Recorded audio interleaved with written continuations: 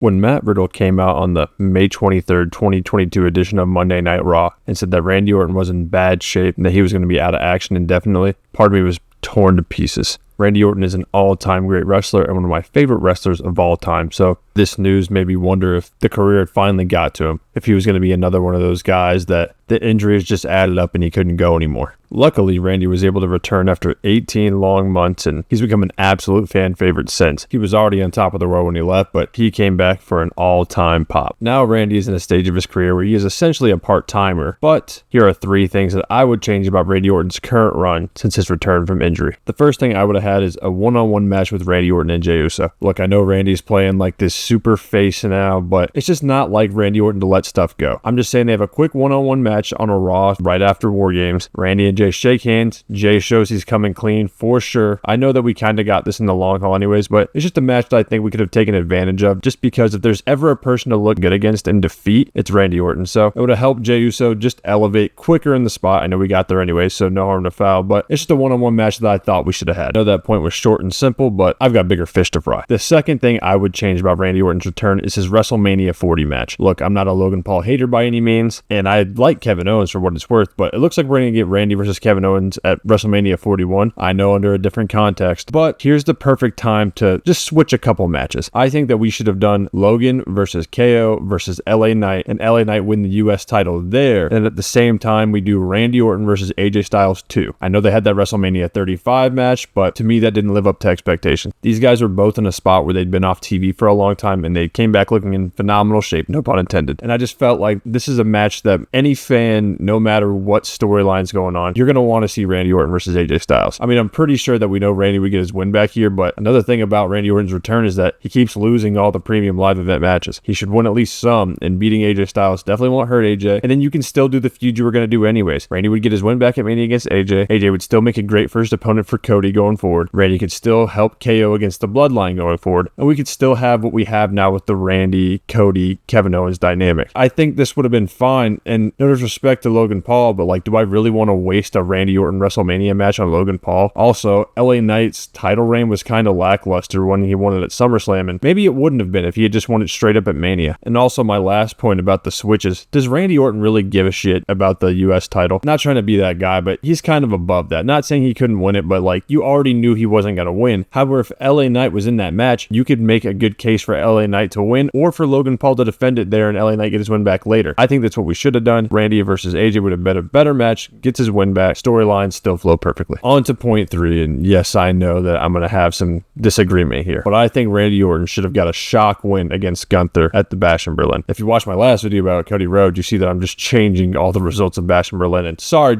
I guess the PLE just didn't do it for me, but this could have set up a trilogy match. I think that those two had great in-ring chemistry, and it's just one of those things that like, Randy Orton is a person you could believe beating Gunther. That's something we've really struggled to build since then. Of course, Gunther would win it back, you know, I don't care if it's a month later, 2 months later, whatever you want to do, that's perfectly fine. Gunther can get the win back. And also, Randy Orton would get to a 15th world title, which I think in the grand scheme of things is going to be important, especially consider where John Cena is in his career. I'm not saying Randy should be the one that passes Rick, but tying him is going to be important considering that they were former Evolution stablemates. And look, I'm a big fan of Gunther. I don't think that him losing here is something that we would harp back on in the long term. I mean, look how weak he looked against Damian Priest. I think that's way more damning of his character than losing one match to Randy Orton, especially in my hypothetical where he would get his win back in a trilogy match and become the world champion for a second time. I mean, he's going to lose the championship eventually, and probably to Jey Uso. And I got no problem with him losing to Jey Uso, but we could have had both stories. Randy beat him first, Gunther come back, looked like he's on top of the world. Jey Uso showed that, hey, I can do what Sami Zayn did to you last year, and I can beat you too. Again, Randy hasn't really been featured that often on WWE TV since his return because, you know, they got to keep him in good shape for the big moments, WrestleManias, things like that. But I think that these are some nice changes that we could have made for his return. I know that he's putting people over, and I'm happy for him. He seems to be loving his role right now, but seeing some wins from time to time would be nice too. Anyways, guys, that's just a few things I would change about Randy Orton's current run in WWE. Overall, I've loved it. He's been fantastic, and I'm sure what he's going to provide in the future will be great too. But as always, let me know in the comments what I got wrong. Let me know some ideas you have, and other than that, guys, I'll look forward to seeing you guys in the next one.